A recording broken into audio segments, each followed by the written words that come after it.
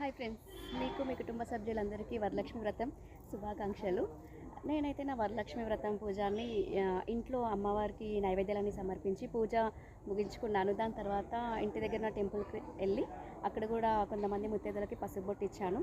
దాని తర్వాత ఇంటికి రీచ్ అయ్యి అలంపూర్లోని 5వ మహాశక్తి పీఠమైన జోగులాంబ అమ్మవారి టెంపుల్కి వచ్చేసాను.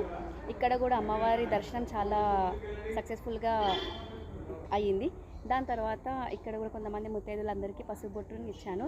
నేను ఈ విధంగా నా వరలక్ష్మి వ్రత పూజాన్ని ముగించాను. పోయినసారి పౌర్ణమికి వచ్చినప్పుడు నా మనసులో ఒక కోరికను కోరుకున్నాను.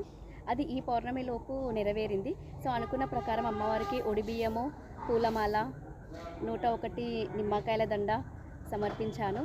నైవేద్యం కూడా సమర్పించాను. మీ మనసులో ఏదైనా కోరికలు ఉంటే ఈ అమ్మవారిని మనస్ఫూర్తిగా మొక్కుకొని